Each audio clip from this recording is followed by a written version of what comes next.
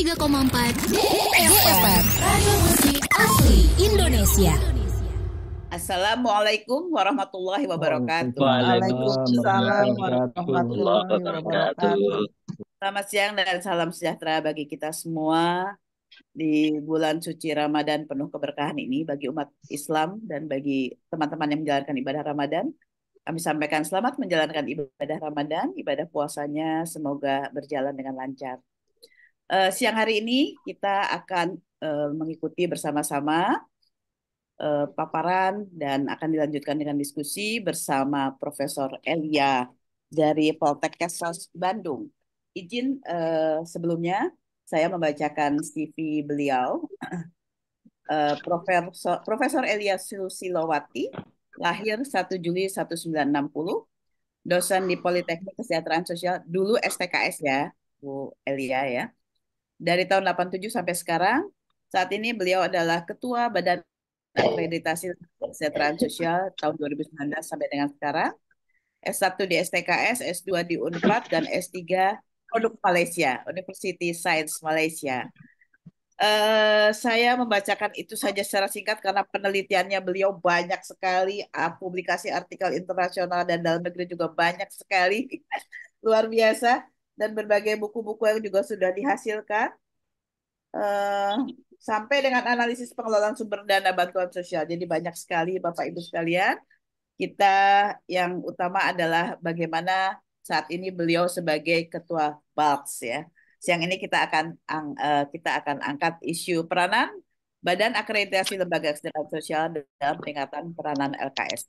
Namun demikian, izinkan kami memberikan kesempatan terlebih dahulu kepada Bapak Hendrat Moko untuk menyampaikan sambutannya selaku PLT Ketum DNIKS LKKS Nasional. Silakan Pak Hendi. Terima kasih Bu Tetri. Ya, Assalamualaikum warahmatullahi wabarakatuh. Waalaikumsalam warahmatullahi wabarakatuh. Alhamdulillah rabbil alamin, asyhadu an la ilaha illallah wahdahu la syarikalah wa asyhadu anna Muhammadar Rasulullah amma ba'd. Terima kasih Bu Tetri sudah membuka acara ini termasuk memoderasi acara ini. Saya ucapkan terima kasih juga yang luar biasa kepada Prof. Elia. Salam kenal juga Prof. Kita ketemu di udara, mudah-mudahan insya Allah suatu saat kita bisa jumpa darat ya Prof. Saya tadi sudah sempat baca CV-nya Prof. Luar biasa, seperti apa yang dikatakan Bu Tetri. Mudah-mudahan saya sempat nanti baca seluruh publikasinya Prof. Tuh. Banyak banget, baik yang nasional maupun yang internasional. Kemudian saya juga berterima kasih kepada teman-teman pengurus, termasuk Pak Fajar Wiryono, yang selalu membackup dari belakang, ya, termasuk membuat virtual background segala macam ini Pak Fajar semua nih. Beliau putra dari Pak Haryono Suyono. Dan hari ini sebenarnya Prof. Haryono biasanya selalu mendampingi kita nih, Bapak Ibu sekalian. Hanya beliau sedang sakit.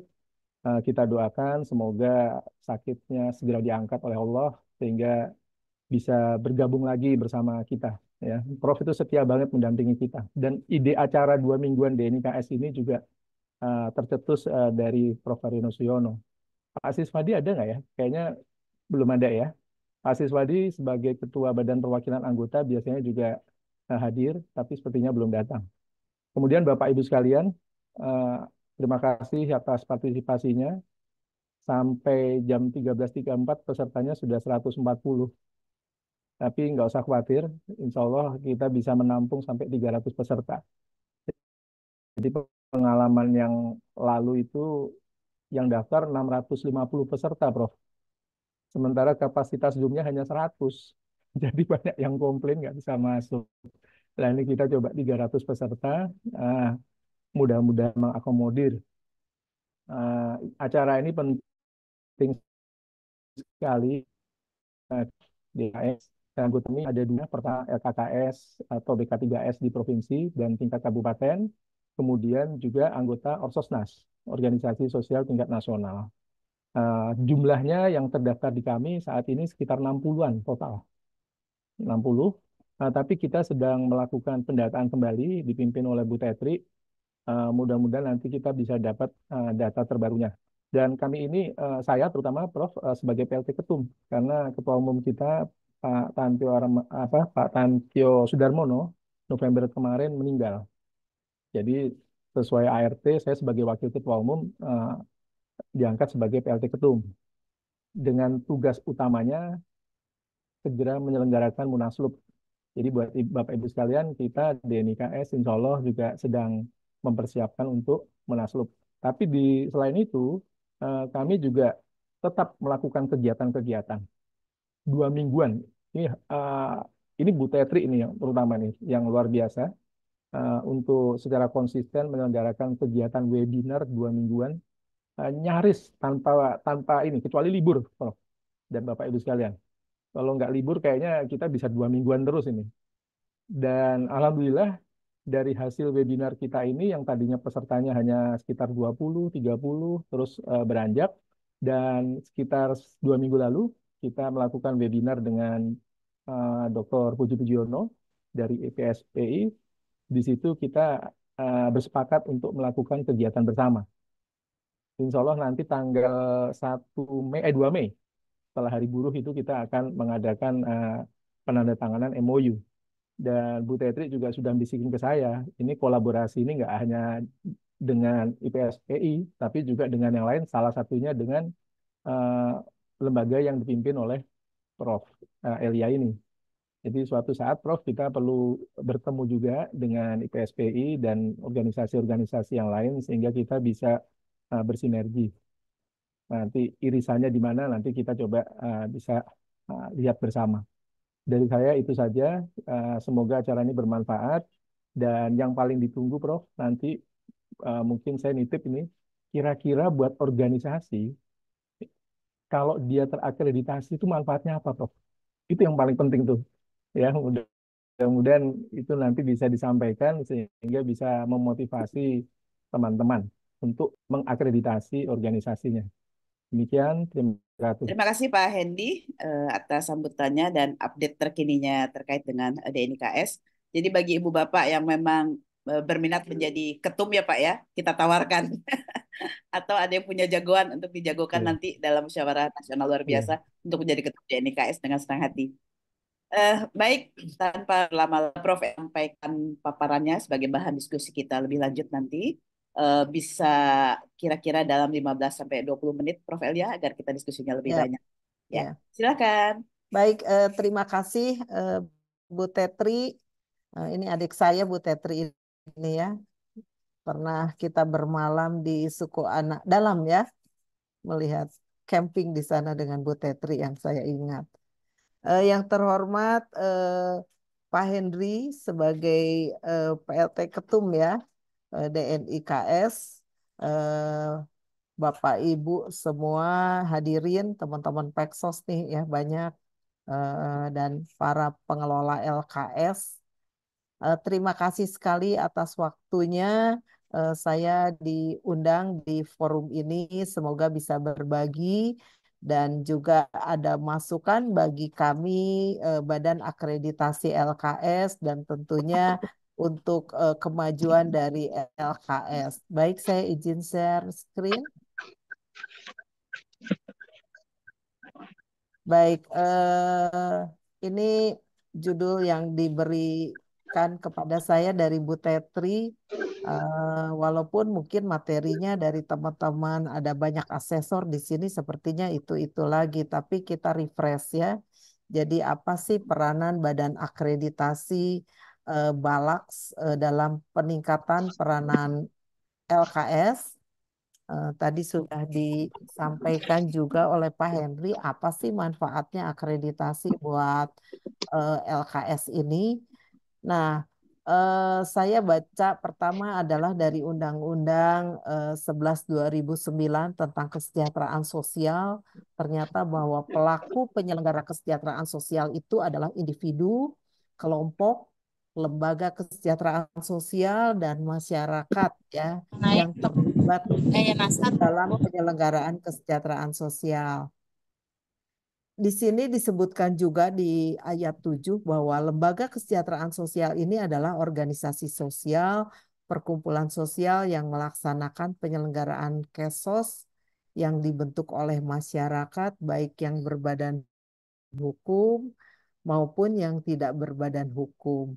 Nah, dari amanat Undang-Undang 11 tahun 2009 ini di pasal 51 ayat 1 ini diamanatkan harus diakreditasi. Jadi diakreditasi dilakukan terhadap lembaga kesejahteraan sosial. Nah, untuk apa? Ini di pasal ayat 2-nya, akreditasi ini dilaksanakan untuk menentukan tingkat kelayakan tadi ya. Jadi ini undang-undang yang bicara apakah Bapak Ibu yang pengelola LKS ini layak tidak sebagai LKS dan standarisasi penyelenggaraan kesejahteraan sosial. Nah, kami dari Badan Lembaga Kesejahteraan Sosial ini sebagai lembaga otonom ya yang independen yang diinisiasi oleh Kementerian Sosial untuk mengawal, mengelola, bertanggung jawab, dan bertugas dalam operasionalisasi akreditasi. Ini adalah regulasinya dikeluarkan oleh Permensos 17 HUK 2012 dan Kemensos 272 HUK 2016. Jadi Bapak Ibu, kami di Badan Akreditasi ini dengan Kemensos tentunya ya, ini jadi mengawal, mengelola, nah, bertanggung jawab, bertugas. Ini saya lupa membuat paparan tentang tugas Badan Akreditasi ini diantaranya kami menyusun kebijakan tentang akreditasi, kemudian juga mengangkat asesor, termasuk menyiapkan instrumen-instrumen dalam pelaksanaan akreditasi ya. Nah, di sini ini sekali lagi jadi LKS ini kita lihat bahwa LKS ini sebagai salah satu pilar pelaku penyelenggaraan kesejahteraan sosial. Ini yang disebut dari undang-undang.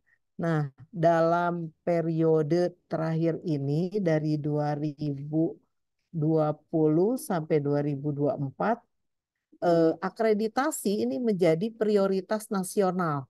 Ini saya cuplik dari Pak Fakih di Bappenas. Ini kebijakannya bahwa prioritas nasional diantaranya ini adalah LKS dan SDM kesejahteraan sosial di masyarakat ini yang berperan dalam peningkatan kualitas layanan. Jadi ujung tombaknya di dalam penanganan kesejahteraan sosial selain SDM kesejahteraan sosial termasuk adalah LKS. Jadi Bapak Ibu pengelola LKS ini kita apresiasi juga bahwa Bapak Ibu ini sudah melakukan berpartisipasi untuk melaksanakan usaha kesejahteraan sosial. Nah, kami di Badan Akreditasi ini ditarget, Pak. Jadi targetnya tahun kemarin 2.500 untuk mengakreditasi LKS.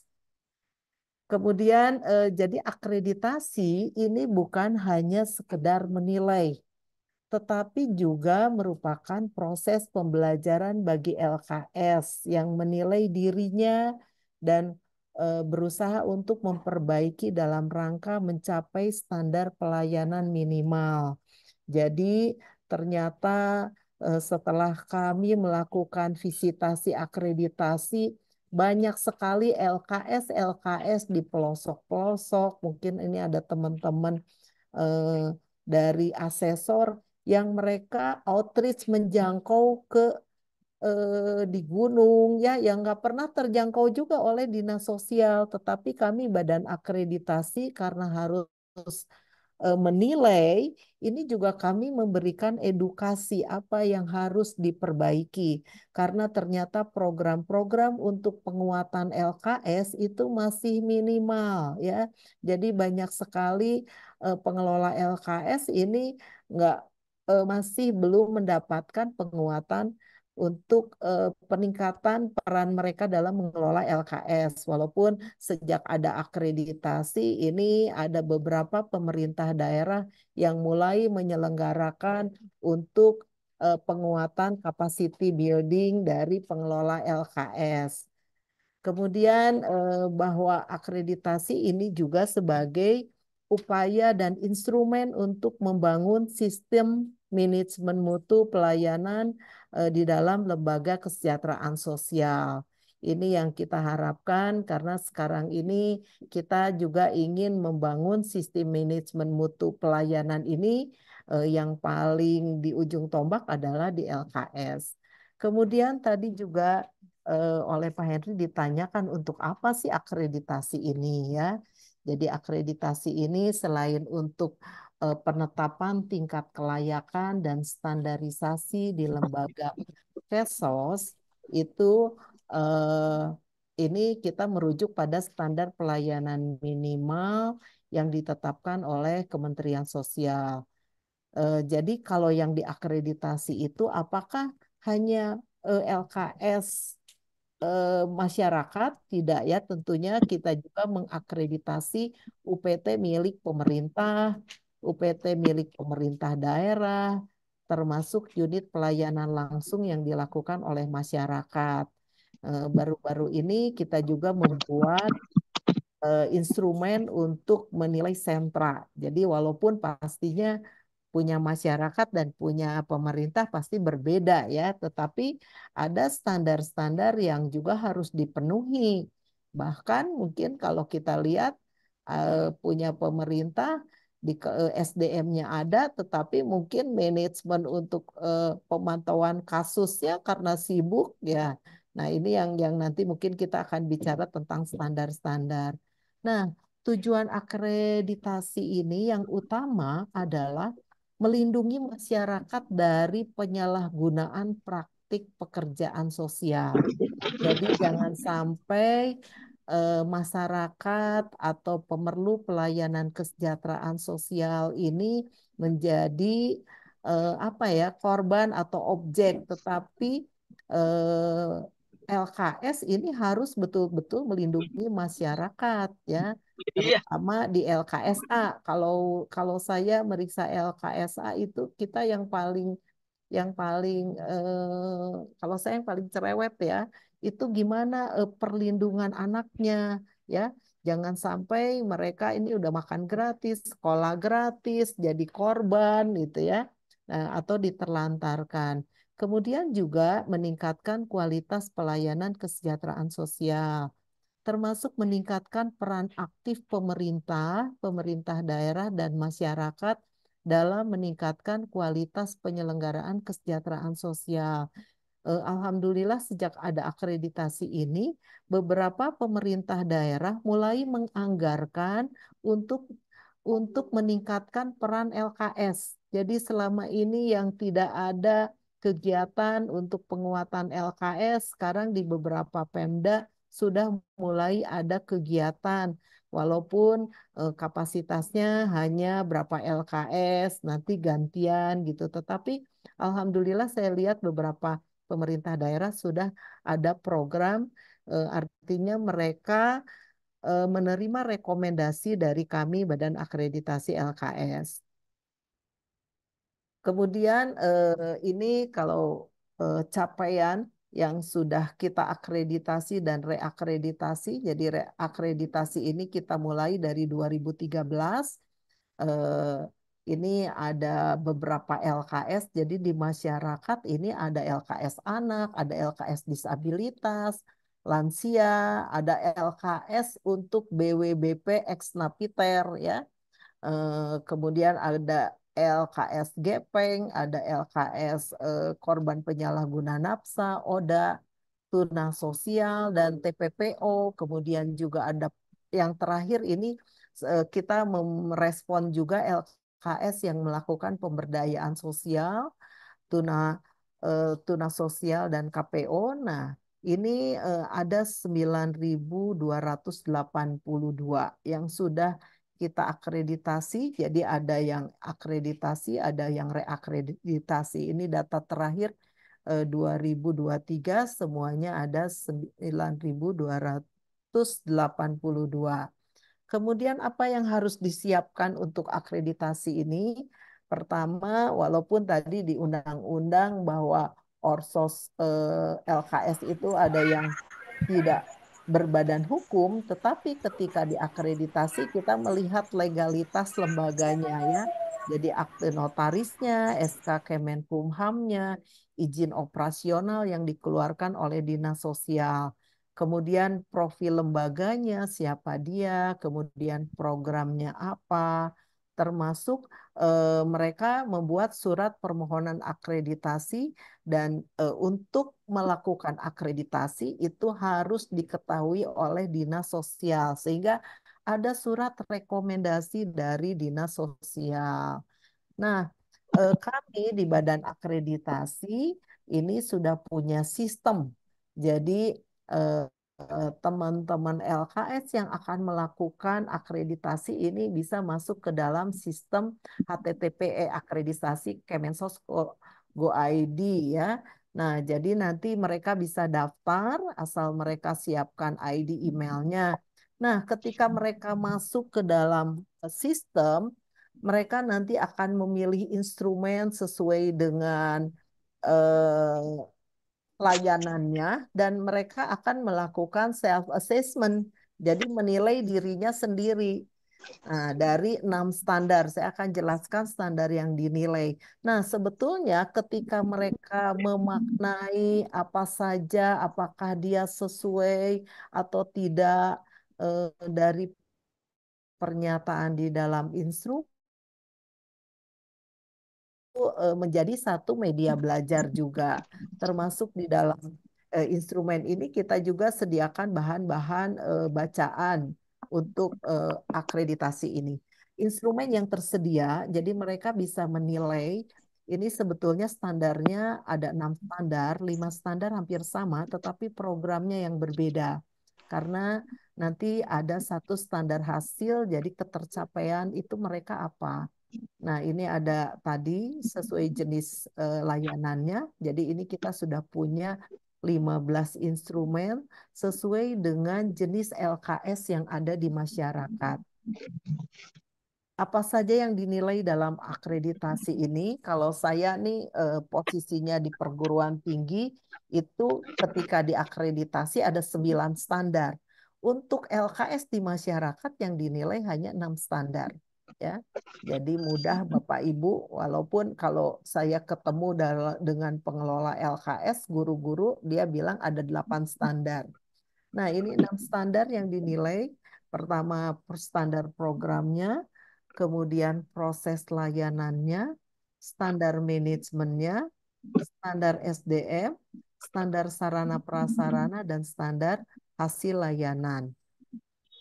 Standar program itu memuat tentang program-program apa saja, misalnya kalau untuk anak, dia punya program pengasuhan alternatif di dalam lembaga. Ini ada yang bocor ya Bu Tetri.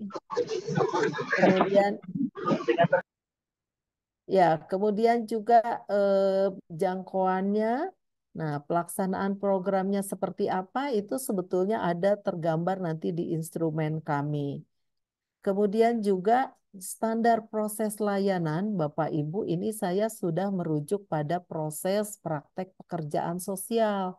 Sehingga ini juga menjadi edukasi bagi LKS bagaimana mereka seharusnya di dalam proses layanan ketika mereka menerima klien itu mereka menerima rujukan itu biasanya nanti teman-teman dari asesor akan melihat juga dokumennya. Dokumennya penerimaannya seperti apa? Apakah ada assessmentnya?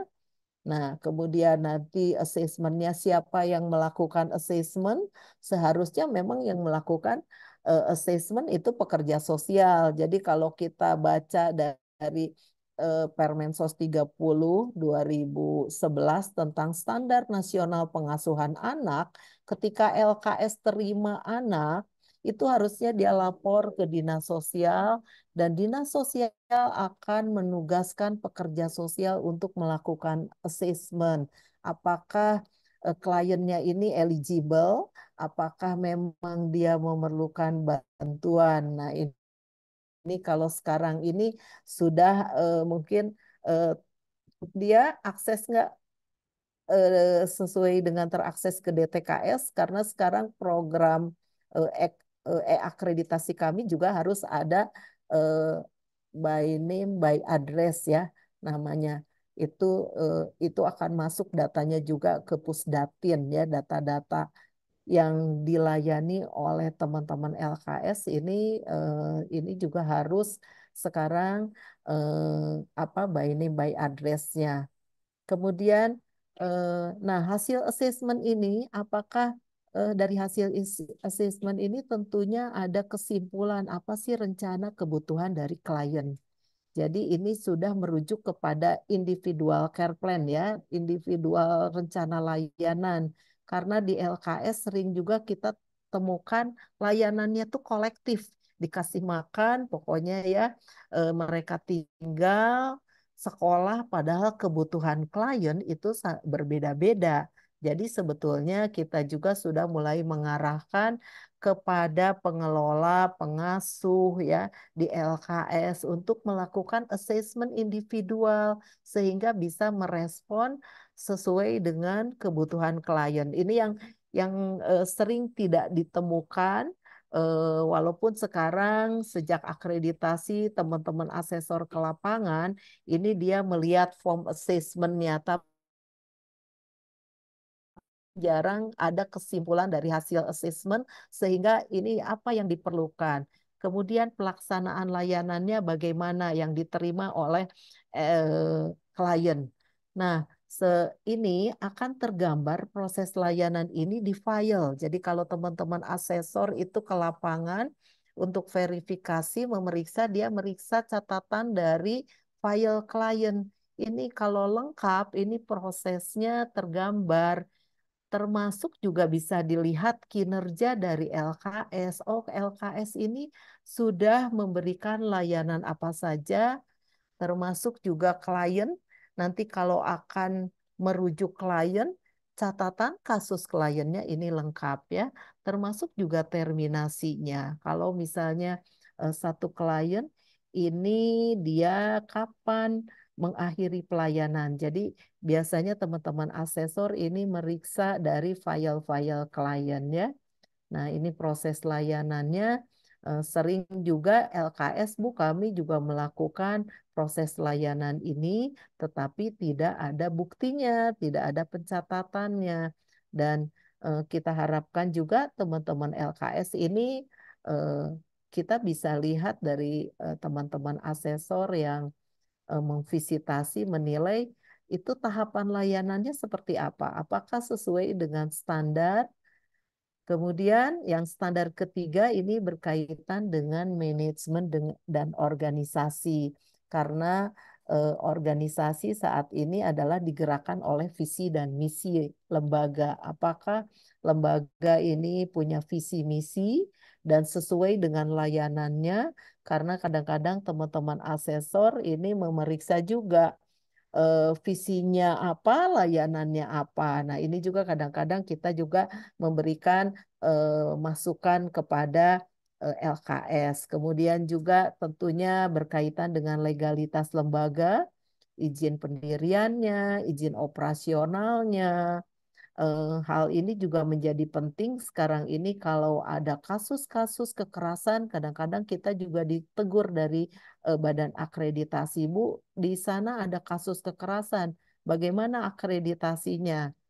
Nah, ini teman-teman asesor ketika memeriksa LKS juga ini sangat detail. Apakah karena kita lihat, oh ada kasus kekerasan ternyata mereka izinnya tidak ada ya. Nah, kemudian struktur organisasinya, data lembaganya, apakah LKS punya jaringan kerja, termasuk juga tata tertib. Nah, untuk LKS anak ini apakah dia punya tata tertib perlindungan anak? Termasuk juga bagaimana mekanisme pelaporan ketika terjadi kekerasan.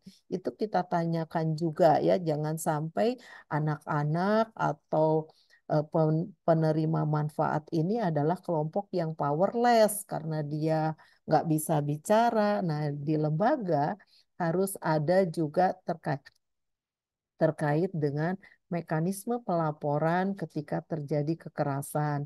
Bapak Ibu, ini gambar ini mungkin yang sering ada di paparan saya. Yang jelas LKS itu harus ada papan nama. karena kita sering ketemu LKS yang bagus tapi apa namanya tidak ada ya. Jadi sebetulnya LKS ini sebagai sumber layanan yang harus diketahui oleh masyarakat ya. Jadi dikenal sehingga harus ada identitasnya. Kemudian visi misinya juga harus terbaca. Sama tidak visi misi dengan layanannya. Zaman dulu saya riset, itu saya pernah tanya, oh, visi misinya ada Pak? Ada katanya di kepalanya kepala panti. Nah, yang tahu cuman kepala panti, sehingga di sini visi misi juga di LKS harus terpampang dan bisa dibaca oleh semua orang, termasuk juga oleh eh, kliennya gitu ya. Nah, Bapak Ibu, ini sebetulnya LKS yang sudah beberapa kali kita visit, mereka mulai tertib administrasi mengenai data klien. Ya, ini saya nggak rubah-rubah fotonya. Ini saya lihat ada satu LKS yang mereka lengkap sekali. Catatan kasus, catatan perkembangan kliennya dari pertama dia terima. Dan ini juga untuk kepentingan klien, termasuk juga kita bisa lihat dari tadi saya sebutkan kinerja dari LKS. Jadi kadang-kadang LKS sudah melakukan bantuan, melakukan layanan, tapi buktinya apa? Nah, ini sebetulnya kita bisa melihat, termasuk untuk teman-teman LKS yang kliennya ada di luar lembaga, ya, anak-anaknya ada di keluarga. Mereka juga tetap harus mempunyai case recordnya, ya, catatan dari layanannya, perkembangannya seperti apa. Ini seperti ada satu LKS saya lihat, ini anak laki, anak perempuan, ini adalah data di luar lembaga. Termasuk di sini bahwa seharusnya kalau kami di pekerjaan sosial ini prinsip kerahasiaan. Jadi data-data klien ini orang-orang, kecuali ketika ada kepentingan klien itu bisa diberikan. Kenapa? Jangan sampai ada masa lalu klien yang seharusnya eh, mereka sudah sembuh karena kita rehabilitasi, ketika baca sejarahnya itu jadi terungkap lagi ya. Nah, tetapi ini hanya untuk catatan, sementara Bapak Ibu LKS yang memberikan layanan ini juga harus mereport seperti tadi dalam standar 2 ya. Ini Bapak Ibu tadi terkait legalitas, struktur organisasi yang sering diperiksa oleh teman-teman asesor, dan diingatkan juga ketika izin operasionalnya sudah habis, karena banyak juga LKS yang keasikan ya, tidak memperpanjang izin operasional ya, dan dinas sosial juga lupa karena banyak pekerjaannya. Kemudian ini standar SDM yang tidak kalah penting ini adalah sekarang ini di LKS ini dikelola idealnya adalah oleh ada tersedia tenaga profesional, ada pekerja sosial ya. Nah, tapi banyak LKS, Ibu bayar pekerja sosial mahal ya. Tapi bisa saja mereka bekerja sama dengan pekerja sosial atau didampingi oleh pekerja sosial profesional. Nah, dan sekarang ini oleh lembaga sertifikasi SDM ini juga disertifikat untuk tenaga kesejahteraan sosialnya. Eh, untuk akreditasi kita periksa juga sertifikatnya ada tidak ya, sertifikat yang sudah tadi mereka ikut sertifikasi. Nah, termasuk kita lihat apakah LKS juga mendorong ada pengembangan SDM ya, mungkin yang di-refresh seperti mengikuti kegiatan misalnya, atau ada yang mengirimkan untuk pengelolaan gizi atau pengembangan SDM untuk program untuk pekerja sosialnya, kursus apa. Nah, ini kita harapkan sehingga mereka mengelolanya lebih baik ya. Kemudian status SDM-nya itu apakah dia part-time mengelola LKS atau dia full time karena banyak sekali juga LKS yang hanya bahkan eh, saya dulu riset ya itu yang ngelolanya anak-anak senior. Nah, sementara dia bukan pengasuh. Nah, bahkan nanti ada apa ya? Jadi karena dia punya power, yang paling kasihan adalah anak-anak yang kecil yang harusnya dilindungi karena pengasuhnya mungkin orang dewasa. Nah, jadi ini juga kita lihat. Kemudian juga perbandingan dengan layanan. Ini perbandingan layanan kami di Badan Akreditasi ini 1:10, termasuk untuk pendampingan di luar lembaga. Kalau kita lihat untuk standar nasional pengasuhan anak itu 1:5 ya. Nah, termasuk juga memperhatikan isu gender. Jadi kalau laki-laki itu sebaiknya pendampingnya laki-laki, kalau perempuan pendampingnya perempuan. Nah, itu kita masukkan di dalam penilaian untuk SDM di penilaian akreditasi. Nah, standar berikutnya yang kita lihat adalah sarana dan prasarana. Apakah LKS punya sarana pelayanan teknis, kemudian punya sekretariat, ya. Nah, lebih baik juga dia punya layanan umum. Kemudian juga kita lihat itu sarananya itu milik sendiri atau sewa karena ini nilainya akan berbeda ya. Karena begini, kalau sewa kebayang yang mereka punya layanan anak, nanti dia harus pindah lagi, pindah lagi. Nah, ini juga eh, jadi grade penilaiannya itu berbeda ya. Termasuk ini keamanan, apakah LKS juga terutama di wilayah bencana dia melakukan mitigasi bencana, memperhatikan keamanan, kebersihan. Karena begini kami pernah juga ketemu LKS yang anak-anak ada di tengah hutan. Nah, itu juga ya, walaupun kita nggak suruh don ya, tetapi anak-anak ini aman, siapa yang mengawasinya? Kalau di standar nasional pengasuhan anak, masyarakat juga harusnya bisa ikut mengawasi. Termasuk di dalam sarana prasarana ini kebersihannya ya. Walaupun misalnya sederhana tetapi bersih ya. Kemudian juga privacy Bapak Ibu. Privacy itu kalau bisa satu kasur, satu anak, termasuk juga sarana kamar mandi itu juga harus dijamin privasinya, pintunya tertutup, dikunci, kamar mandi anak laki ada di gedung anak laki, kamar mandi anak perempuan. Nah, itu sarana yang kita nilai. Kalau kata Bu Menteri Sosial, kalau WC-nya bagus, toiletnya pasti bagus. Nah, cuman aman atau tidak. Nah, ini salah satu contoh ada perkantorannya, kemudian juga ada sarana untuk setiap anak, privacy, jangan sampai satu tempat tidur 5 anak gitu ya. Kemudian ini kita lihat ventilasinya juga untuk yang anak panti ini di Ambon ya, ini bersih dan mereka juga terpenuhi. Nah, ini sarana pencahayaan dan ventilasinya, ada kamar makannya walaupun sederhana. Kemudian juga, nah yang standar terakhir adalah kita melihat outputnya ya. Sebetulnya hasil ini kita lihat dari setiap program. Kalau misalnya anak itu berapa persen anak yang punya akte kelahiran, misalnya ya berapa persen anak yang sudah eh, termasuk dalam Gapokdik gitu. Kalau disabilitas kita lihat berapa persen yang mereka untuk ADL-nya, mungkin ya ini sangat berbeda-beda tergantung pada programnya.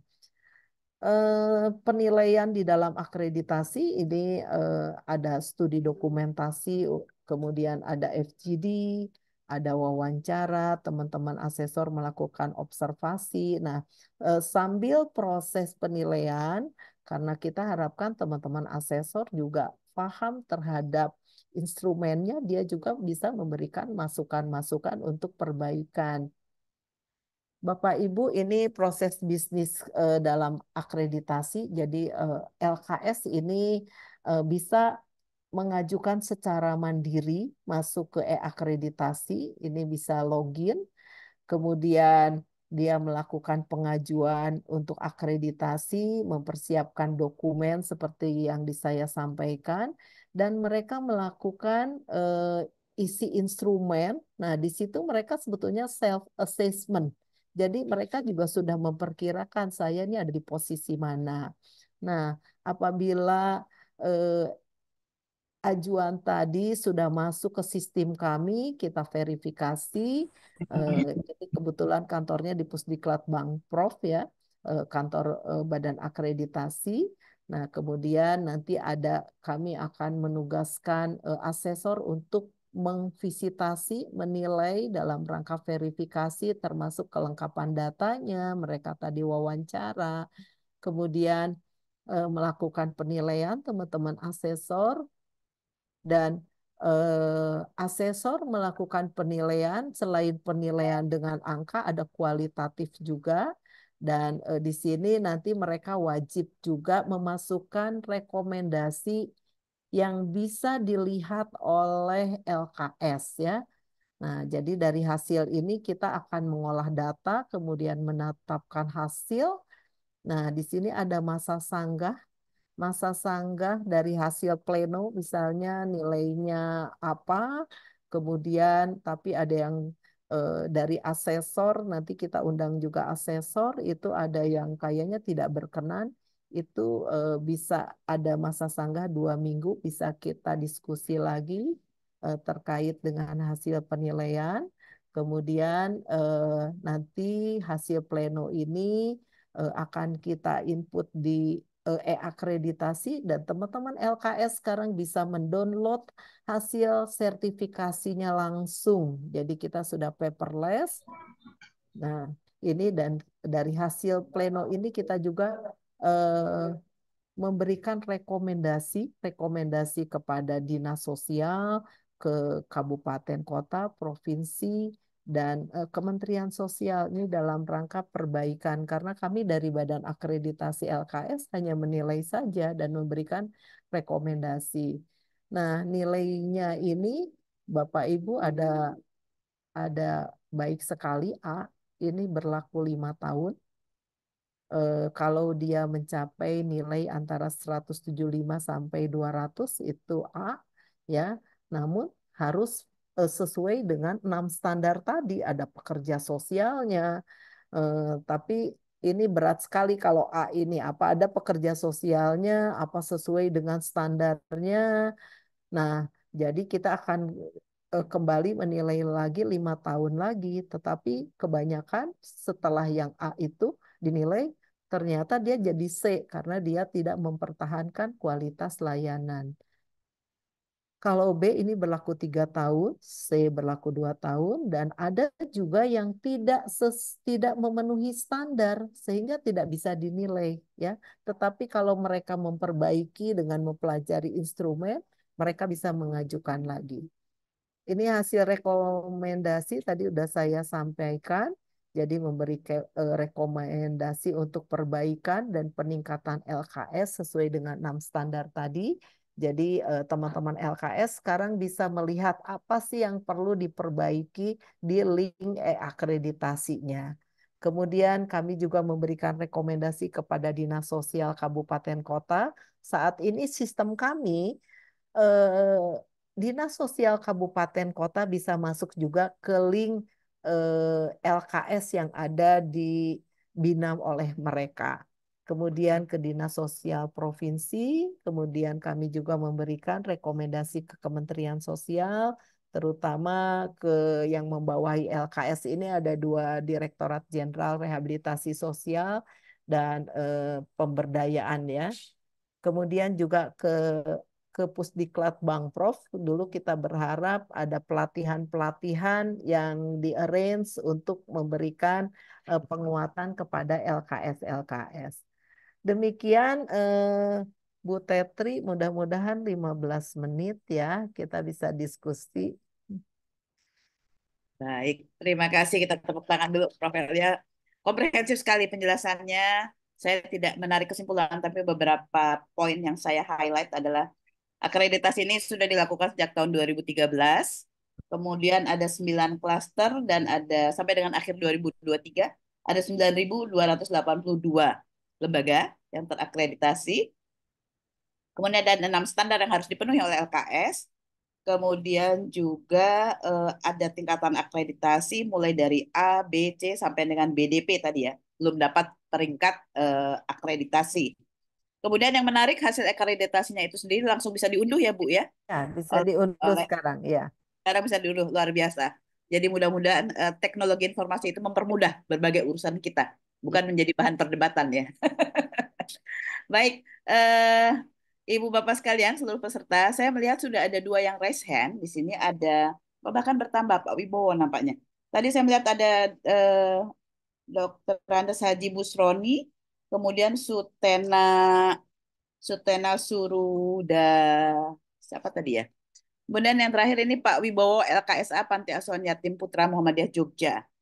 3 orang ini dulu kita beri kesempatan yang sudah angkat tangan. Bu, saya mau Kalau izin menyapa sebentar, Bu. Tadi ada yang oh kelewat. silakan Pak Iya. Ketum silakan. Jadi Silakan. Mbak Ata dan Mbak satu Mas, lagi, Mbak Mbak Atta dan Mbak Nimas, Nimas. ya, terima kasih sekali sudah bersedia Luar biasa. menjadi juru bahasa isyarat di acara ini dan acara kemarinnya juga ya. Terima kasih sekali. Tadi Bu Eva Kasim juga hadir dari Diklat Jogja. Tadi bahkan nyampaikan sudah sekitar 600-an yang diakreditasi untuk DIY dan Jatim katanya. Iya, terima kasih. Silakan Baik, Pak Bu. terima kasih Pak Hendi. Baik, kesempatan pertama kami berikan kepada Pak Busroni. Pak Busroni masih bersama kita. Tadi raise hand pertama. Pak Busroni silahkan. Halo? Kalau tidak saya langsung meluncur ke yang kedua. Pak, Pak atau Ibu, Bu Sutena ini tadi saya hanya melihat di namanya. Pak Sutena, halo? Angkat tangan kemudian menghilang kah? Baik, Pak Ahmad silakan Pak Ahmad. Pak Wibowo dulu tadi ya, Pak Wibowo. Coba Mas Fajar dan teman-teman mungkin bisa membantu saya sambil melihat yang angkat tangan. Pak Wibowo LKSA Panti Asuhan. Silakan. Pak Wibowo. Terima Atau kasih, belum? Bu. Oh, silakan. Kalau Ya, bisa ya. ya. Halo, halo. Ya, silakan Pak Wibowo, silakan. Kedengar, Bu, suara saya? Bagus. Ya, Silakan. baik. Mau tanya, Ibu. Untuk jaminan akreditasi, khususnya, itu bisa jadi turunkah, Ibu? Itu yang pertama. Karena pengalaman kebetulan selain ngurusi panti di tempat saya sendiri, di Muhammadiyah Lowanu, kebetulan saya adalah Ketua Forum Panti Aisyah Muhammadiyah SDI, ada 24 panti. Nah, dari beberapa panti kami itu dulu mengalami reakreditasi penurunan akreditasi ya. Ketika turun maka mengikuti polanya. Ketika dapat C ya setiap 2 tahun, B 3 tahun dan seterusnya begitu. Nah ini faktor-faktor yang bisa menurunkan apa ya Bu? Karena semua standar yang dibutuhkan saat akreditasi sudah dipenuhi 6 standar tadi. Mungkin Prof. Elia bisa memberikan advice karena banyak apa ya kita sudah mengikuti polanya. Yang pertama memang kita mendukung sekali akreditasi itu nantinya akan melindungi masyarakat dari praktek-praktek tidak benar terhadap apa kegiatan kesejahteraan sosial, kemudian juga meningkatkan pelayanan dan lain sebagainya. Tapi ada kendala seperti itu, Ibu. Mungkin dari Prof. Elia bisa membantu, Baik, Prof. Pak Wibowo. Kita sudah Kondisinya. kita sudah tangkap isunya ya. Kenapa sih bisa turun? Nah, faktor apa? Baik, Oke. Bu Tantri. Nggih. Terima kasih Pak Wibowo, Pak Wibowo betul ya. Sekarang dengan Pak Ahmad B2P2KS Jogja. Pak Ahmad masih bersama kita. Terima kasih Bu Petri. Silakan Pak Ahmad. Mohon izin. izin Bu Elia berkaitan dengan standar LKS. Di standar 4 itu kalau nggak salah standar SDM, di mana saya sering menemui bahwa di lembaga-lembaga yang ada di kabupaten kota, bagian besar sangat minim dengan tenaga pekerja sosial. Untuk mengatasi minimnya pekerja sosial itu seperti apa Ibu? Pekerja sosial sangat dibutuhkan di LKS-LKS yang ada di daerah. Saat ini di LKS di kabupaten kota yang ada mungkin ada 2, ada 1 itu yang, sedangkan yang didampingin adalah lebih dari, ada di lembaga itu ada yang 20 dan 14. Terus yang kedua berkaitan dengan layanan Ibu, saya kemarin sempat menemukan di lembaga itu menangani anak yang duafa atau yatim piatu, sedangkan di dalamnya itu apakah diperbolehkan menangani bayi yang terlantar. Mengingat saya penanganan bayi itu sangat urgent, dan tidak semuanya lembaga itu bisa menangani bayi itu. Dan ini harus ada apa ya, seperti apa Ibu, mohon arahannya. Terima kasih, itu aja Ibu. Bu Retri. Baik, terima kasih Pak Ahmad. Tadi izin di chat box ada yang mau bertanya juga tadi, siapa ya, Ibu Pak Adi dari LKS ODGJ Tangerang, Banten. Silakan Pak Adi.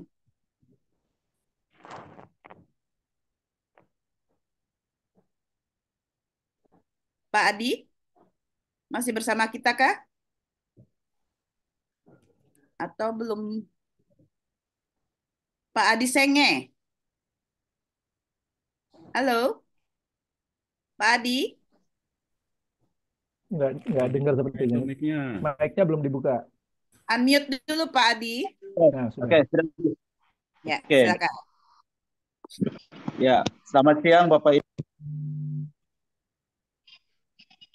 Ya unmute Pak, itu ketutup lagi Pak.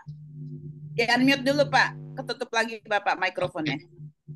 Ya. Wes. Saya Adi dari rehabilitasi ODGJ ya.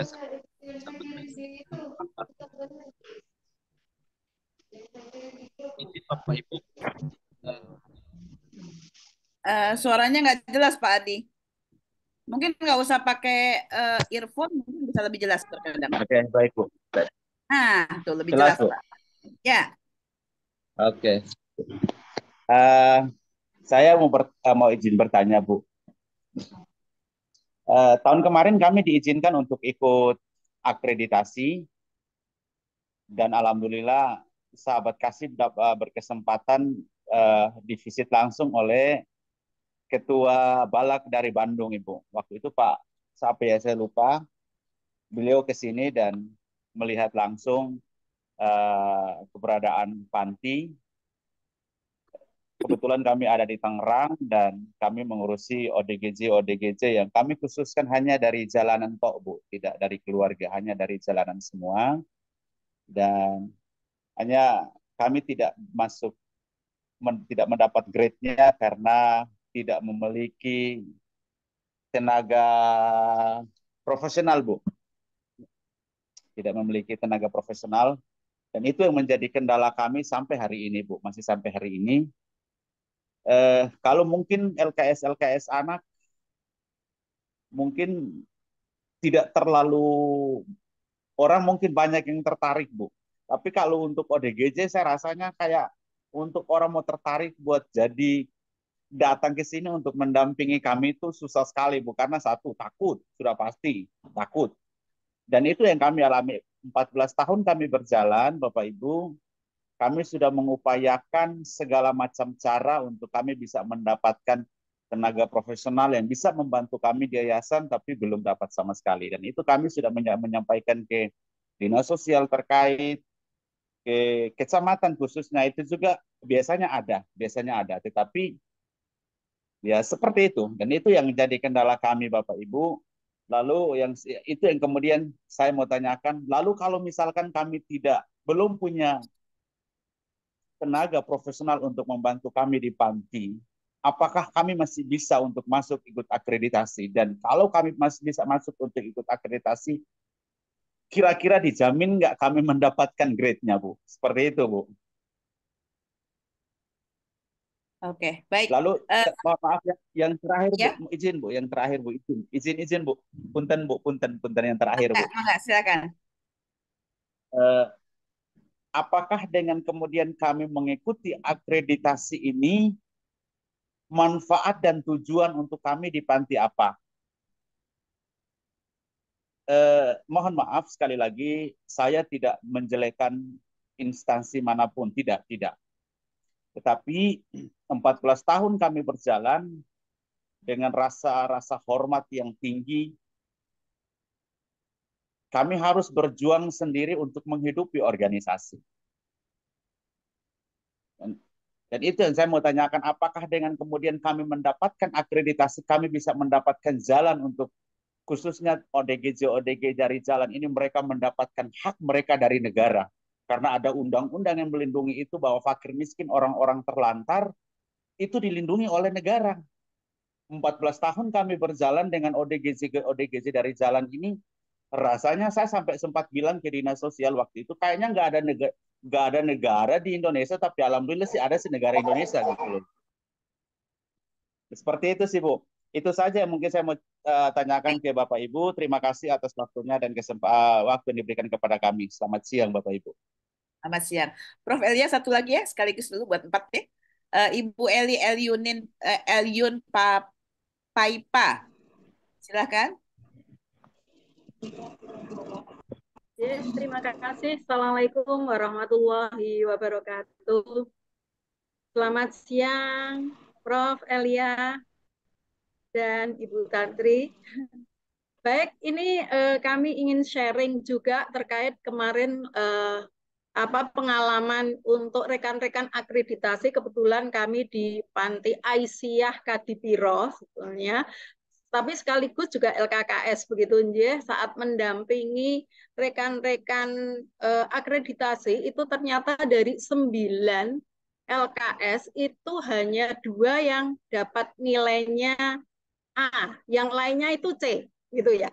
Nah, ini yang kami tanyakan sebetulnya sistem penilaian di akreditasi ini bobot tertinggi itu di mana? Apakah saat data-data yang kita upload itu atau saat untuk asesor rawuh di panti, atau memang yang apa, sehingga ini nanti kami di Kota Surakarta ada 20 yang tahun ini untuk persiapan akreditasi. Jangan sampai seperti tadi yang dikatakan Mas sebelumnya, sudah berusaha baik kayaknya sesuai nih kok dapatnya C lah. Ini membuat mungkin kami selaku pengelola itu jadi drop semua begitu. Aduh kok ya untuk C kabeh padahal sudah kayak gini. Ini yang pertama. Jadi saya pengen kriteria penilaian itu yang tertinggi di mana dan di standar apa, sehingga mungkin kalau ini kurang harus diperkuat di mana sampai nanti akreditasi bisa dilakukan. Itu yang pertama. Kemudian yang kedua terkait tadi tenaga profesional. Memang kita coba mencari tenaga profesional itu memang susah. Karena kalau ada itu harus sesuai salary-nya. Sementara mungkin di panti di Kota Surakarta itu mayoritas masih tergantung kepada donatur 100%. Jadi belum mandiri. Kalau harus mencari tenaga yang profesional dengan standar yang harus, itu kayaknya kesulitan. Lah ini alternatifnya bagaimana? Mungkin Prof. Elia untuk mengantisipasi tenaga ini supaya saat akreditasi di situ juga tenaga profesionalnya ada. Ini mohon saran dan masukan, apakah kami relawan sosial yang kemarin sudah ikut sertifikasi bisa masuk kategori itu untuk menguat, sehingga jangan C lah, ngenes sekali kalau dapatnya C begitu ya. Kemudian yang ketiga kaitannya dengan sarana prasarana. Sarana prasaranya khususnya tadi sudah disinggung untuk tidur anak. Tidur anak kalau satu persatu pastilah. Kemudian penataan sebetulnya yang sesuai standar penataan untuk tidur anak itu seperti apa? Kami mohon penjelasan untuk itu. Ngaten ya, 3 hal itu. Terima kasih. Mohon maaf yang sebesar-besarnya. Assalamualaikum warahmatullahi wabarakatuh. Terima kasih Bu Eli. Prof. Elia, mulai dari apa gunanya akreditasi sampai cara tidur ini ya, sampai penataan tidur ini dipertanyakan langsung kepada Prof. Elia. Luar biasa. Prof, perlu saya ulang tidak pertanyaannya? Iya, Sudah udah tercatat? saya catat ya. Baik. Terima kasih. Silakan langsung dijawab. Ya, Ada terima kasih responnya. Aduh, Bu Eli nih saya yang terakhir nih, jadi ingat di Solo ya. Baik, yang pertama saya respon ke Pak Wibowo terkait dengan akreditasinya turun gitu ya. Nah, ini faktor apa sih yang menurunkan? Mungkin memang tadi mungkin sekalian ke Bu Eli ini. Jadi di akreditasi ini kita ada 50 pernyataan. Zaman dulu itu 2016 itu 400 ya soalnya tuh ya. Nah, kemudian sekarang ada 50 pernyataan yang masing-masing itu soalnya di program 11, di proses 11, kemudian SDM itu 8, 8, kemudian yang terakhir hanya 4 ya untuk indikator. Nah, tadi kemungkinan teman-teman asesor ini tadi mungkin dari SDM kalau misalnya bisa dipenuhi semua standar itu apa bisa tadi nilainya tuh karena bukan hanya nilai dari kuantitatifnya tetapi dari penilaian asesor kualitatif. Jadi tadi ada peksosnya termasuk juga pencatatan kasusnya. Kadang-kadang oh ternyata dulu pernah diakreditasi tapi tidak diupdate gitu ya perkembangannya itu. Kadang-kadang karena dulu pernah diakreditasi data kliennya ada tapi nggak diisi hanya sampai assessment aja perkembangannya nggak ada. Nah itu juga bisa menurunkan itu ya Pak Wibowo ya. Itu Pak Wibowo ada beberapa faktor terkait dengan karena sekarang ini kalau misalnya A itu memang sudah ideal sekali. Saya malah kalau C, Bu Eli 2 tahun sekali disambangi ya. Tetapi tadi respon Bu Eli, alhamdulillah teman-teman sudah makin pede kalau dia nilainya B atau A makin pede ya. Kemudian menurut Pak Subarkah ya, Assalamualaikum Pak Subarkah tadi terkait dengan pekerja sosialnya di dinas sosial tuh hanya ada 3. Sementara LKS-nya ada misalnya ada 30. Nah, ini seperti apa? Sementara dia tidak bisa juga bayar pekerja sosial. Nah, apakah pekerja sosial ini juga bisa mendampingi LKS gitu ya? Nah, dimasukkan juga di dalam struktur organisasinya sebagai pendamping LKS itu juga bisa seperti itu. Cuman kita tanyakan bagaimana peran pekerja sosialnya di LKS ya. Nah, termasuk juga berkaitan dengan bayi. Betul, Pak Barkah. Jadi bayi ini juga harus sebetulnya sekarang kalau LKS dapat bayi sementara dia bukan LKS untuk bayi, dia harus cepat mendapatkan pengasuhan alternatif karena bayi ini harus berkaitan dengan permanensi. Dia harus punya pengasuh permanen siapa dan penanganannya bahkan perbandingannya itu 1:1 kalau bayi. Kalau misalnya dulu saya pelajari tentang standar-standar nasional tentang pengasuhan anak, itu eh, pengasuh untuk anak 3 tahun dengan anak yang dewasa itu berbeda. Jadi kalau bayi itu 1:1. Makanya kalau saya lihat di Pak Ferry, tadi mungkin yang Pak Adi, Pak Ferry yang ke sana, itu beliau jadi kepala bayi sehat, itu cepat-cepat dicarikan pengasuh permanen. Kalau ada yang mau adopsi, asal ditangani sesuai dengan ketentuan, nah, kecuali di LKS itu ada khusus pengasuh untuk bayi. Itu mungkin ya untuk bayi terlantar. Jadi kalau bisa tadi kalau dia tidak mampu harusnya dicarikan mungkin bekerja sama dengan dinas sosial untuk dicarikan pengasuh permanen. Itu namanya permanensi dalam pengasuhan anak ya. Kemudian juga Pak Adi, mungkin Pak Ferry ya, Pak Ferry anggota Balaks dari Bandung yang menilai, ya kita apresiasi kepada masyarakat ya yang berpartisipasi. Ternyata pemerintah kan belum mampu juga menangani ODGJ ini. Nah, tetapi tadi mungkin terkait dengan SDM-nya, bukan hanya harus ada pekerja sosial juga. Kalau ODGJ ini juga ya Pak ya, mungkin berkaitan dengan perawat, apakah juga perbandingan tadi perbandingan 1:10. Halo, ya ini bocor apa ya mendengung. Ya, itu Pak Adi ya. Jadi belum tenaga profesional di sini ya, eh, harusnya ada perawatnya. Saya nggak tahu tenaganya siapa saja di sana itu ya. Telepon maaf ya Bu. Prof, maaf mengecil suaranya. Si. Nah, ya itu ada telepon Bu Tetri. Mangga, Nah, silakan. itu ya Pak Adi. Jadi tenaga profesional ini Assalamualaikum Bu Eli ya, sama dengan Bu Eli tadi. Kebetulan saya yang ke sana ya Bu Eli ya. Ada yang C mungkin tadi Bu terkait dengan pencatatan ya.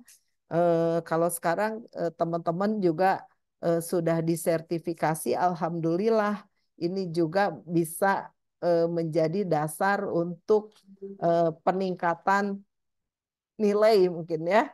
Nah, tetapi juga pencatatan kliennya itu juga kadang-kadang asesor selalu melihat dari dokumen-dokumen yang ada di LKS gitu ya. Ya, ini kebetulan tadi Bu Eva terima kasih ya. Jadi sekarang ini sekretariatnya ada di 6 regional ya. Jadi Bapak Ibu ini sekretariat akreditasi ini di Kemensos, ada di balai-balai diklat tadi untuk wilayah Jogja itu Jogja, dan sekarang Solo ini di Poltekkes Bu Eli di Bandung. Jadi ya mudah-mudahan nanti bisa meningkat lagi ya. Jadi kalau tadi terkait dengan data-datanya, pencatatan pelaporannya, itu yang perlu diperhatikan juga ya. Jadi kalau misalnya kliennya ada di luar lembaga ya, di luar lembaga, di mana saja di luar lembaga itu ada nggak petanya ya, sehingga asesor kalau ke lapangan dilihat di sini ada di mana saja, misalnya ada di RW mana saja, pendampingnya ada nggak pencatatannya itu. Itu kalau misalnya ditanya mana yang perlu diperbaiki, kemudian terkait dengan penataan sesuai dengan standar, sebetulnya standarnya adalah tadi memenuhi privasinya, kemudian bersih, kemudian juga terkait dengan pencahayaannya memadai, cukup gitu ya. Itu mungkin Bu Eli, jadi kalau misalnya kita standarnya harus baik, kamar mandinya bersih gitu ya. Itu itu yang bisa saya jawab. Jadi sebetulnya kita lihat juga dari pelaporan-pelaporannya, dari catatannya. Itu mungkin yang bisa jawab. Baik, mengenai sarana prasarana tadi, Prof, tentang penataan tempat tidur anak untuk tidur Ya, anak tadi. ya penataan tempat tidur anak sebetulnya tadi privasinya ya. Kalau misalnya kita pakai ukuran ya, nanti wah Bu susah ukurannya. Dulu pada saat kita menulis standar nasional pengasuhan anak itu pakai ukuran kali berapa standarnya. Yang penting adalah tadi anak terpenuhi kebutuhan privasi, kemudian pencahayaannya cukup, kebersihannya dan aman itu ya. Ya, akhirnya kita gunakan seperti itu gitu. oke, oke. Artinya jangan sampai juga menjadi membuat sulit lebih lanjut ya, Prof ya, dengan Iya, kata-kata. iya. Baik, ini sudah ada dua lagi yang raise hand. Terima kasih Prof Elia jawabannya. Eh, ada dari Dinsos Cilegon, tapi belum menyebutkan namanya. Dan ada dari Lubuk Linggau. Kemudian, Boleh, boleh juga Bu ini, Tetri, oh BK3S. silakan. Ya, BK3S DKI. Sebentar Pak Manurung. Saya mau bacakan yang di chat box juga, Bu. Tadi ada di Q&A. Sebetulnya ini ada fasilitas Q&A, tapi teman-teman saya copy paste aja di chat box. Mohon izin bertanya, saya Jamie dari LKS Napsa Plato Surabaya. Apakah sarpras gedung yang masih status sewa atau milik sendiri mempengaruhi penilaian grade A, B? Kemudian, oh ya, hanya itu satu ternyata. Baik, silakan Dinsos Cilegon dulu atau Lubuk Linggau dulu. Halo, Dinsos Cilegon masih bersama kita? Nah, setelah angkat Iya, tangan. Bu. Oh, silakan. Dengan Iya, Pak Bu. siapa, Pak? Bisa disebutkan namanya, Pak? Dengan Rani Ibrahim, Bu, dari Dinsos Baik. Cilegon. Izin Bisa saya open tidak cam? bisa membuka Oh, cam, baik. Bu. Silakan. Ya, Silakan, Pak. Pertanyaannya disampaikan. ya. Izin, Bu Profesor Elia dari Badan Akreditasi LKS. Ada beberapa hal yang ingin saya tanyakan, Bu, dan ya sebetulnya ingin saya sampaikan juga. Mumpung kebetulan saya tadi dapat informasi terkait pertemuan webinar ini ya, mumpung langsung dengan Ketua Balexnya kata saya supaya bisa apa namanya mudah-mudahan bisa difasilitasi, Bu. Jadi curhatannya begini sebetulnya, Bu. Terkait dengan dinas sosial itu kan, Bu, terutama dalam pada bidang pemberdayaan sosial itu kan selama ini eh, selalu menjadi apa namanya ya, pilar-pilar yang apa namanya perannya itu seolah menjadi eh, polisinya LKS lah, Bu, kalau dalam posisi terkait dengan LKS ya, Bu, ya. Kami mendorong terus untuk terkait dengan legalitas LKS, kemudian pemenuhan standar dalam LKS. Eh, Salah satunya ya goals akhirnya yaitu LKS dapat terakreditasi secara maksimal gitu dan memperoleh nilai yang maksimal, Bu. Nah, namun ada hal yang memang kontradiktif di sini, Bu, bahwa eh, kabupaten kota ini kan berdasarkan undang-undang pemerintah daerah eh, itu memiliki kewenangan yang dibatasi ya, Bu, ya, terkait dengan kewenangan dalam panti gitu. Nah, sementara kami didorong terus dan bahkan semakin sini kan semakin berkembang dengan adanya akreditasi lembaga, sertifikasi SDM. Itu kan bentuk-bentuk kewajiban yang didorong untuk lembaga-lembaga dan SDM Kesos, sementara eh, hal yang sifatnya benefit gitu, benefit untuk teman-teman di lembaga dan di SDM Kesos ini untuk daerah kota kabupaten itu kewenangannya dibatasi, Bu. Itu apakah memungkinkan untuk BALKS ini bisa eh, apa namanya ya mungkin kalaupun tidak melalui BLKS mungkin nanti Ibu bisa menyarankan untuk bisa melalui siapa atau melalui direktorat mana misalnya, Bu, untuk membantu mendorong atau merekomendasikan terkait dengan regulasi ya, Bu, ya, membuka kemudahan atau kesempatan untuk pemerintah kabupaten kota lebih leluasa, Bu, untuk lebih bisa berperan terhadap LKS, Bu, gitu gitu. Karena mirisnya, Bu, mirisnya pasca COVID kemarin kan seperti kami di Cilegon ini ada beberapa LKS yang pada akhirnya menyatakan eh, tidak sanggup lagi melanjutkan kegiatan dalam penyelenggaraan kesejahteraan sosialnya di Kota Cilegon, Bu. Padahal eh, dalam hal ini pemerintah daerah sangat terbantu, Bu. Gitu kan terkait dengan penanganan ya baik itu eh, eh, apa namanya PPKS yang sifatnya ya anak, lansia, disabilitas gitu, Bu, oleh adanya LKS ini. Itu sementara ya untuk berperan lebih kami pemerintah kabupaten kota ini ya apa namanya terbatas sih Bu. Ketika memang ada kerannya melalui hibah bansos Bu untuk lembaga misalnya melalui aplikasi hibah bansos. Tapi kan salah satu barriernya itu ya itu Bu. Alasan dari tim verifikasi, misalnya tim verifikasi hibah bansos adalah pembatasan terkait dengan kewenangan gitu Bu, kewenangan pemerintah kabupaten kota dalam hal penanganan eh apa namanya yang dalam panti ya Bu ya. Gitu sehingga selalu dilimpahkan dilemparkan lah istilahnya kewenangannya itu ada di provinsi katanya sementara ya yang namanya provinsi juga ada batas jangkauannya Bu ketika memang ada Oke. seperti bantuan ada porsi-porsinya gitu seperti itu Bu mungkin sudah bisa tergambar ya Bu ya Baik, mudah-mudahan nanti bisa dibantu mungkin Prof terkait dengan eh, apa namanya dorongan dan rekomendasi sehingga kami tidak hanya menjadi eh, apa namanya polisi yang hanya menentukan terkait Anda harus begini, harus begini, harus begini, tapi kami juga menjadi pihak yang oh Anda harus begini dan Anda akan mendapatkan ini.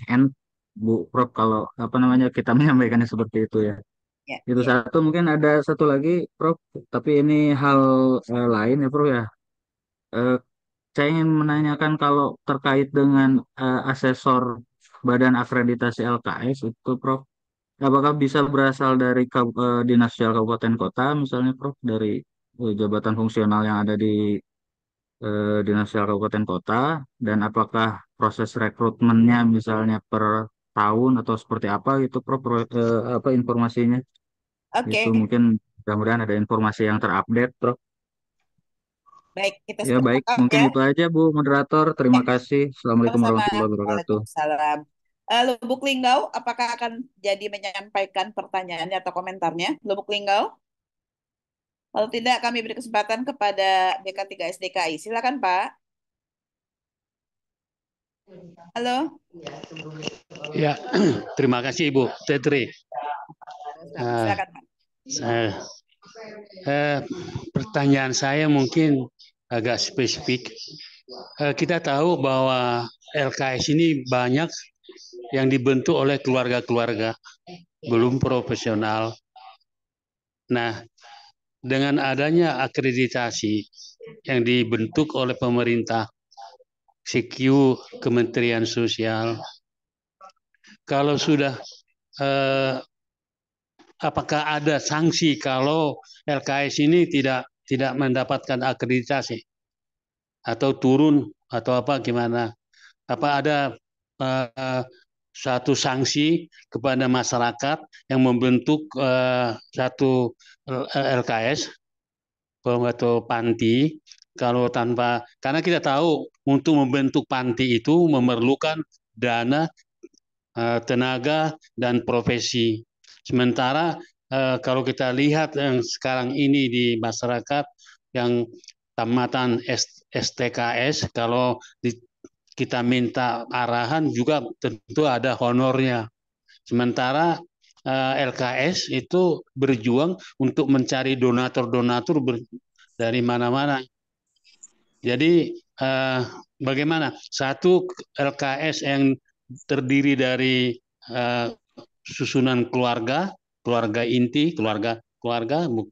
Terus kemudian bagaimana kalau tidak mereka ikut akreditasi? Apakah ada sanksi atau penutupan? Atau bagaimana way out-nya? Oke. Atau mungkin pemerintah juga bisa mendorong, menstimulir LKS ini supaya sehat gitu. Ini barangkali pertanyaannya. Baik, Terima kasih Bu Tetri. sama-sama Pak Sofyan. Jadi tadi pertama dari mana tadi? Mitos Cilegon, kemudian Pak Sofyan. Oh, Lubuk Linggau muncul ya? Lubuk Linggau jadi? Halo? Halo, Ya, Assalamualaikum. silakan Lubuk Linggau. Ya, Waalaikumsalam. Ini, Silakan Pak.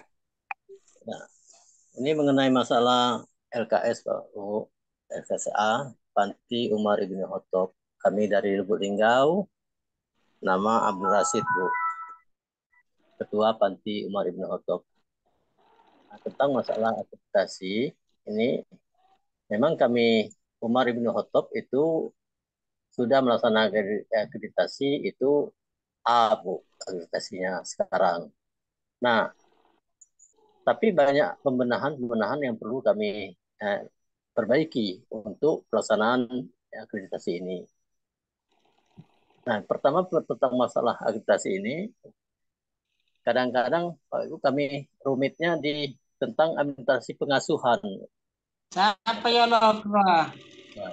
Kalau Ibu moderator dapat menjelaskan tentang administrasi di pengasuhan itu. Itu saja Bu sementara. Baik, Prof, izin di chat box juga ada pertanyaan. Saya bacakan untuk kemudian nanti bisa direspon. Oh, dari Bethlehem juga ada ini ya. Oh, ya.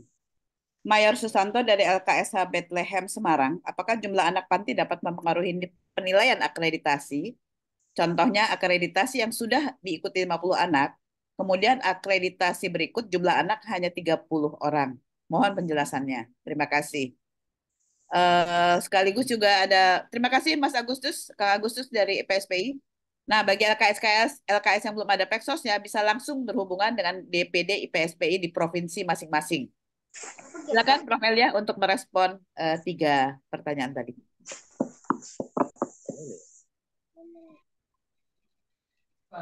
Ya, baik. Terima kasih Bu Tetri. Terima kasih Bapak Ibu yang sudah merespon, bertanya ya.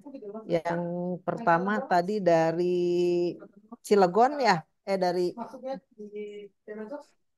Betul, Cilegon. Pemda ya, dari Pemda ya mengenai kewenangan ya. Ya, kalau di lampiran Undang-Undang 23 2014 ya otonomi daerah, bahwa peran pemerintah daerah kabupaten kota itu adalah di luar panti gitu ya. Kalau nggak salah saya baca juga itu mengenai lampiran kewenangan di pembagian kewenangan di otonomi daerah ya. Nah, sebetulnya itu sangat-sangat tergantung dari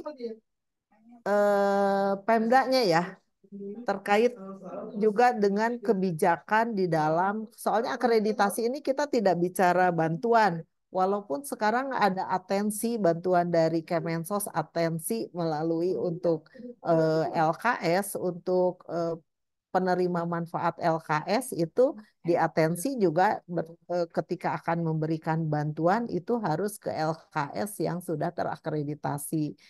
Nah, ada beberapa pemerintah daerah, misalnya Karawang ya, saya lihat Karawang itu memberikan bantuan ke anak-anak di dalam panti, itu sangat tergantung pada kebijakan daerah. Nah, tetapi harus terakreditasi gitu ya. Jadi beberapa Pemda itu sudah punya kebijakan seperti itu. Nah, terkait tadi dengan pembagian kewenangan di apa tadi di Cilegon mungkin ya.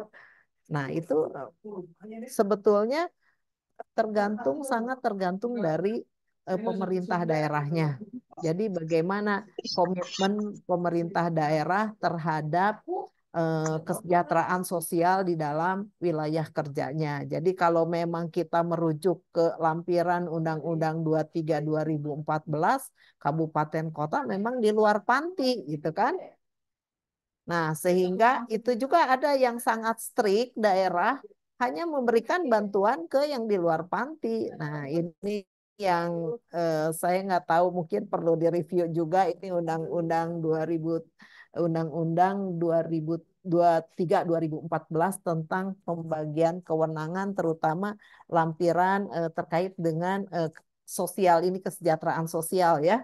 Karena rehabilitasi sosial juga siapa, sehingga dulu pernah ada nanti kalau yang jadi rehabilitasi sosial dasar, lanjutan gitu ya. Nah, memang kabupaten kota saya lihat itu masih di luar panti. Kalau panti adalah provinsi, begitu Bu Tetri ya, kalau nggak tidak salah ya Mas ya. Nah, terkait dengan asesor ini kebetulan belum ada ya. Mungkin ini banyak sekali juga yang berminat. Jadi teman-teman dari forum LKS juga bisa jadi asesor, tapi ini belum ada rekrutmen. Nanti yang sudah berpartisipasi untuk menyelenggarakan usaha kesejahteraan sosial. Jadi akreditasi ini adalah sebetulnya untuk apa ya, lebih percaya diri bahwa Bapak Ibu itu sudah melaksanakan usaha kesejahteraan sosial sesuai dengan standar dan betul-betul untuk melindungi pemerlu pelayanan kesejahteraan sosial itu ya. Dan saya juga pesan itu apa ya, mereka betul-betul terlindungi. Itu saja mungkin Bu, tetap semangat ya. Jadi akreditasi ini tidak ada kaitannya dengan bantuan. Bantuan itu terkait dengan kebijakan dari pemerintah daerah. Jadi ada beberapa yang memang Pemda sudah mereka melakukan regulasi akan memberikan bantuan kalau sudah terakreditasi karena betul-betul Bapak Ibu sesuai dengan standar. Itu saja. Terima kasih. Terima Mohon kasih maaf Prof. lahir Elia. batin ya Luar kalau biasa. ada ya. Terima kasih Prof. Elia. Pak Hendy mungkin akan menanggapi statement Pak Puji di chat box.